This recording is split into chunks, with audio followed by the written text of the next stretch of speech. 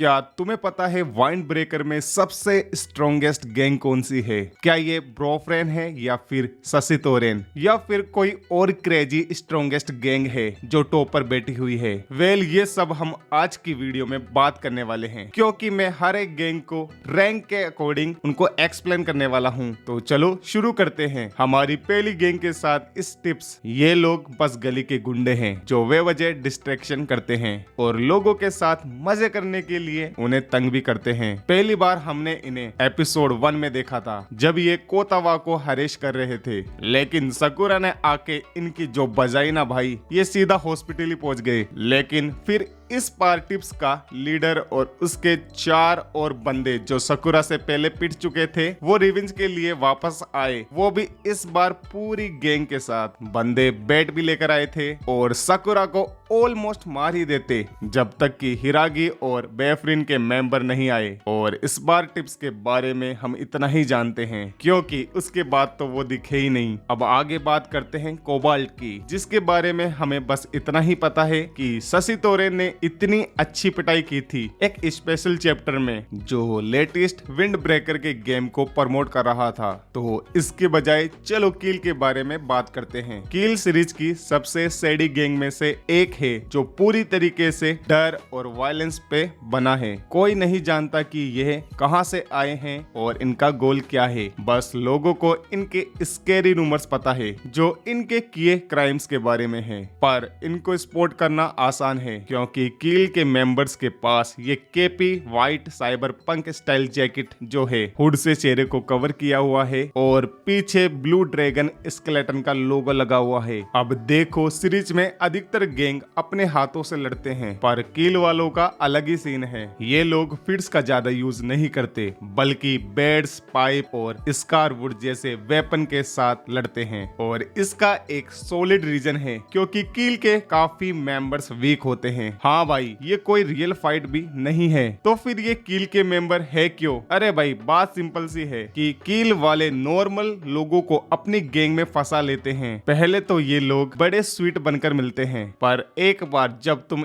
इनकी high out में घुस गए, बस गेम ओवर, निकलना इम्पॉसिबल। और अगर एक बार मेंबर बन गए तो भाई तुम्हें पैसा देना पड़ेगा और दूसरे को पीटना पड़ेगा, और अगर तुमने उनका ऑर्डर फॉलो नहीं किया तो खुद ही पिटाई खानी पड़ेगी। इस गैंग के टॉपर है शैनको नातोरी, जो अपने आप को ही कहीं का किंग समझता है, और उसके नीचे है 5 VIP कांगो, क्रिसिमा, मोगामी, रेंजी और टोन। ये है गैंग के टॉप क्लास फाइटर्स। और अगर इनकी फाइटिंग स्टाइल की बात की जाए ना, तो ये लोग बस भीड़ बना के और वेपन के साथ दुश्मनों पर टूट पड़ते हैं। लेकिन जब ब्रोफ्रेन ने उनकी धुलाई कर दी, कील के मेंबर्स एकदम से डाउन हो गए। अब तो बस उनका नाम ही बचा हुआ है। उनकी जो पहले वाली गुंडागर्दी थी, अब वो खत्म हो चुकी है। अब बात करते हैं इस दंगे के बारे में। इस गैंग के बारे में हमें बस इतना ही पता है कि ये ससितोरियन के राइवल्स है, लेकिन यह भी कंफर्म है कि जब जोजी ने ससिरेन का लीडर बनने से पहले उसने और तोगामी ने मिलकर जिंग को पूरा तबाह कर दिया था। तो हाँ, ये लोग भी डेफिनेटली टॉप गैंग नहीं है। अब बारी है रोपो इचिजा की। ये लोग बिल्कुल अलग वाइब के हैं। काइंडनेस और रेस्पेक्ट का सीन है इनका। रोपो इचिजा वाले केसा स्ट्रिक्ट के रक्षक हैं। ये रेड लाइट डिस्ट्रिक्ट में सबको सेफ रखते हैं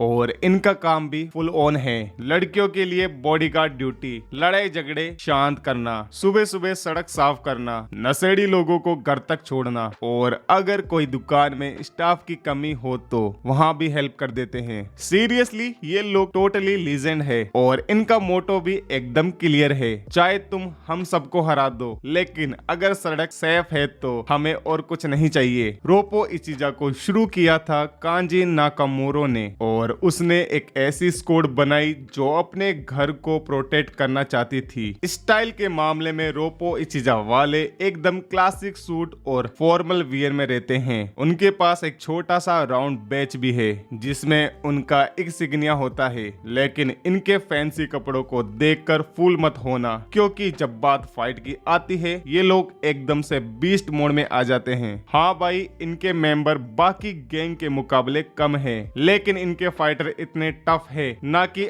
आउट नंबर होने के बावजूद आसानी से हैंडल कर लेते हैं। और उनका चेयरमैन कांजी नाकामूरा हमेशा बैटल में सबसे आगे होता है। चार्ज का दावा, हाँ थोड़ी सी प्रॉब्लम यह है कि वह अक्सर चोट भी खा लेता है, लेकिन फिर भी रोपो इचिजा कोई सिर्फ गैंग नहीं है, यह एक ब्रदरहुड है जो रेस्पेक्ट और लॉयल्टी से बनी हुई है और अपने घर को प्रोटेक्ट करने के लिए डेडिकेट है। अब चलो ग्रेवल के बारे में बात करते हैं। ये गैंग सुनावा डिस्ट्रिक्ट के उन होमलेस अनाथों से बनी है जो बस सरवाइव करने के लिए एक साथ आए थे। सच में इनका मेन गोल था बस इतना पैसा कमाओ कि खाना मिल सके और जिंदा रह सके। इसीलिए ये लोग जो भी काम मिलता था उसको कर लेते थे, जैसे लोगों को ट्रैक करना या कुछ भी जो सर्वाइवल के लिए जरूरी हो। पहली बार जब हमने ग्रेवल को देखा वो एक जॉब पर थे, उन्हें शिजुका नेरिता को ग्रेब करने के लिए हायर किया गया था और इस वजह से वो रोपो इचिजा और कुछ ब्रोफ्रिन के मेंबर के साथ मैच में फंस गए थे। स्टार्टिंग में तो लगा ये बस एक एनिमी गैंग है, लेकिन जब सब कुछ सेटल हुआ सुबेकेनो फ्रॉम ब्रोफ्रिन और रोपो इचिजा ने उन्हें एक चांस दिया कम्युनिटी के लिए काम करने का, और ग्रेवल ने ये ऑफर एक्सेप्ट कर लिया क्योंकि इन द एंड ये लोग बुरे नहीं थे, बस सरवाइव करने के लिए कोशिश कर रहे थे। बस ये लोग एक बुरी सिचुएशन में फंस गए थे। ग्रेवल का लीडर और फाउंडर है सुई सुजुरी और इसका लॉयल्टी का सीन एकदम जबरदस्त है। सोचो, कुछ भूखे बच्चों से लेकर एक पूरी गैंग तक सुई ने सबको साथ रखा, और जब खाने के लिए कुछ नहीं होता था तब भी वे सब कुछ बराबर बांटता था। उसका ड्रीम एकदम सिंपल था, सबके लिए एक बेहतर फ्यूचर, और उसका क्रू उसको इतना रेस्पेक्ट देता है ना कि वह जो भी बोले उसको वे ब्लाइंडली फॉलो करता है, कोई भी सवाल नहीं। रोपो इचिजा की जैसे ग्रेवल के पास भी कोई यूनिफॉर्म नहीं है, बस ये कैजुअल कपड़े पहनते हैं, पर हाँ एक लाइट क्लॉथ जरूर बांधते हैं कहीं ना कहीं ताकि दिखे कि वो बंदे ग्रुप का पार्ट हैं। अब चलो काराकेन की बात करते हैं। अगर तुमने इनके बारे में पहले नहीं सुना तो इसका रीजन सिंपल है, ये लोग सिर्फ wind breaker rebel heroes game में दिखते हैं, तो मैंने इनको इंक्लूड क्यों किया? अरे गेम की स्टोरी लिखी है सातुनी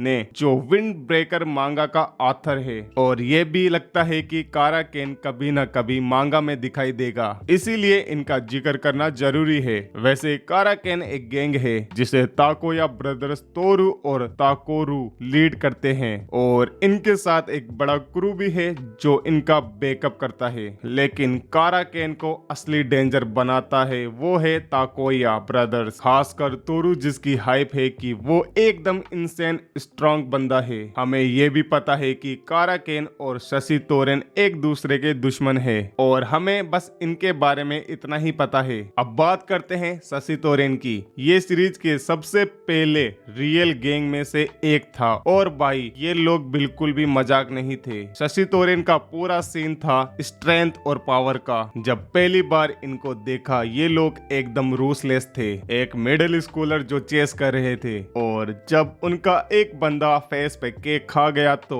वह हंस भी रहे थे। ये लोग बिल्कुल भी अच्छे नहीं थे। इनका रूल सिंपल था, अगर तू इतना वीक है कि फाइट में हार गया तो तेरी जैकेट छीन ली जाएगी और तुझे गैंग से निकाल दिया जाएगा। और ये रूल बनाया था टॉप पर बैठे बंदे ने, चोजी तोमियामा, जो पूरी सीरीज के स्ट्रॉन्गेस्ट फाइटर में से एक है, और चोजी के साथ दूसरा डेंजरस फाइटर जो तोंगा में आउटफिटिंग के मामले में शशि तोरेन वाले ब्राइट ऑरेंज और व्हाइट जर्सी पहनते हैं जिसमें एन बाइडेड लाइन हेड होता है। और जैसे मैंने कहा ये ऑरेंज जर्सी वाले अपने एरिया को पूरा वायलेंस से चलाते थे, और इनका बॉयफ्रेंड के साथ एक स्टिक डील भी था कि तुम अपनी साइड रहो और हम अपनी साइड, अगर कोई इस दिल को तोड़ा तो वॉर पक्की। इसीलिए जब हमने बाद में देखा कि चोजी फ्यूरिन हाई में घुस गया और फाइट के लिए भी तैयार था, लेकिन अब पूरा सीन बदल गया है जब उमेमिया ने चोजी को और सकुरा ने तोगामी को हरा दिया। दोनों को एक बड़ा वॉकअप कॉल मिला, उन्हें समझ में आ गया था कि वह शशि तोरेन को गलत तरीके से चला रहे थे। अब सचिन का फोकस है एक साथ स्ट्रॉन्ग बनना और अपने मेंबर की हेल्प करना। और हाँ, अब ये लोग मजे भी करते हैं। आज सचिन बोफरिन का सबसे क्लोज एली है और पहले से भी और स्ट्रॉन्ग बन गया है। अब ये सीरीज के टॉप 3 स्ट्रॉन्गेस्ट गैंग में से एक है। चलो पहले बात करते हैं नोरोशी की। अगर बाकी गैंग से कंपेयर करें तो ये गैंग बिल्कुल अलग लेवल पर है। इसमें सिर्फ 10 बंदे हैं, लेकिन हर कोई एकदम अलाइट बैटल क्रेजी मंजर है। और हाँ, इन लोगों की ब्रोफरिन से पुरानी नफरत है, क्योंकि जहां पर उमेमिया और ब्रोफरिन फीस और मैकोजी को प्रोटेक्ट करने का सीन चल रहा है, वहीं नेरोसी का सपना बिल्कुल उल्टा है। ये लोग फ्यूरिन हाई और मैकोजी को वापस उस पुराने जमाने में ले जाना चाहते हैं, जहां survive rate of the fields और सड़क पे चोजी ही रूल करता था। और अगर तुम्हें नहीं पता तो सुनो, नोरोशी के सभी बंदे एक्चुअली में उमेमिया की जनरेशन के फ्यूरिन हाई के स्टूडेंट थे, पर वो इस पीसफुल वाइब को स्टैंड नहीं कर सके और निकल गए। उसके बाद यमातो इन दोनों ने नोरोशी बनाई और एक छोटी पर इंसेन पावरफुल गैंग खड़ी की। और अगर तुम्हें लगता है कि मैं मजाक कर रहा हूँ तो सुनो, तो खुद उमेमिया ने कहा था कि हर बार जब नोरेशिया से क्लैश हुआ, उन्हें सरवाइव करने के लिए स्ट्रगल करना पड़ा। नोरोशी के बंदों का सिर्फ 2 गोल है, पहला उमेमिया और ब्रोफरिन को नीचे लाना और दूसरा मकोजी को जला के एक ऐसा लोलेस टाउन बनाना जहाँ सिर्फ स्ट्रॉन्ग सरवाइव करे। इस गैंग के टॉप पर है यमातो इंदो और एक मांजर बंदा चिका टैक्स की है। हाँ, इंदो लीडर है, पर असली शोर तो तकेशी काल करता है और इंदो बस उसका भक्त बनकर उसकी हर एक बात मानता है। इनके पीछे है बैंजो सातारुमी, हाशी सुगीची और मासुदा, और हर एक अपने आप में सुपर डेंजर है। एक साथ तो ये साले नाइट में लगते हैं। अब चलो बोफरिन की बात करते हैं, जो सीरीज की सेकंड स्ट्रॉन्गेस्ट गैंग है। बोफरिन फ्यूरिन हाई के स्टूडेंट से बनी है और ये लोग अब कोई पंग गैंग नहीं है। ये माकोची के असली डिफेंडर है और उसका पूरा क्रेडिट जाता है इनके लीडर उमेमिया को। मकोची के लोगों ने ही इन्हें ब्रोफरिन नाम दिया, मतलब कि विंड ब्रेकर, क्योंकि ये होप और सेफ्टी के सिंबल बन गए। इनका मोटो भी एकदम सॉलिड है। जब भी कोई इस लाइन के आगे पेन या डिस्ट्रैक्शन लाएगा या जिसके दिल में इविल होगा, उसको ब्रोफरिन बिना एक्सपेक्टेशन के साफ कर देंगे। मतलब कि इनसे पंगा लेना खुद के पैर पर कुल्हाड़ी मारना है। जैसे मैंने पहले कहा था, उमेमिया के आने से पहले फ्यूरिन हाई एक लोलेस्ट मैच था, पर उमेमिया ने इसको इतना बदल दिया कि इसको पहचाना मुश्किल है। अब ब्रोफरिन का एक बड़ा ऑर्गेनाइजेशन स्ट्रक्चर है। टॉप पर उमेमिया और उसके नीचे 4 हवेली किंग्स जो अपनी अपनी टीम चलाते हैं। Temon team leader, by Toma हिरांगी जिकोंगू team leader, by Tasuku Jojo team leader, by Takumi कोकुमू टीम लीडर, बाय साकु इनके नीचे ग्रेट कैप्टन और वाइस कैप्टन है, जैसे साकुरा और कांजी जो क्लासेस को संभालते हैं। तो हाँ, ब्रोफरिन एक छोटी सी आर्मी है, पर ये मत सोचना कि बस नंबर्स का खेल है। हर स्टूडेंट्स एक कैपेबल फाइटर्स हैं, जो फाइटर्स में अपना दम दिखा सकते हैं। लेकिन लड़ाई तभी होती है जब माकोची को प्रोटेक्ट करना हो। यूनिफॉर्म के मामले में ब्रोफरिन वाले ब्लैक फ्यूरिन हाई गाकरान जैकेट पहनते हैं और हर एक अपना पर्सनल टच एंड करता है। खैर, ब्रोफरिन मकोची की शील्ड है, स्ट्रॉन्गेस्ट यूनाइटेड, और जब भी घर को नीड हो फाइट के लिए तैयार। अब last but definitely not least series का सबसे स्ट्रॉन्गेस्ट गैंग। जब नरोशी ब्रोफरिन पे अटैक करने की तैयारी कर रहा था, उन्होंने और क्रेजी स्ट्रॉन्गेस्ट फाइटर और गैंग के साथ टीम अप किया, जैसे ओबिको और समाजू ब्रदर्स, टेंजिन और नियो। नरोशी तो पहले से इंसेंटली स्ट्रॉन्ग था और इन एक्स्ट्रा स्ट्रॉन्गेस्ट मेंबर के साथ नरोशी अलायंस विंड ब्रेकर का नंबर 1 स्ट्रॉन्गेस्ट गैंग बन गया। अब तुम्हें कौन सी गैंग सबसे स्ट्रॉन्गेस्ट लगती है और कौन सी तुम्हारी सबसे फेवरेट गैंग है, कमेंट करके जरूर बताना। मेक श्योर कि अभी तक आप सभी लोगों ने इस वीडियो को देखा है तो इस वीडियो को लाइक कर देना। चैनल पे पहली बार है तो चैनल को सब्सक्राइब कर देना। तो मैं मिलता हूँ नेक्स्ट वीडियो में। Chill then, good bye.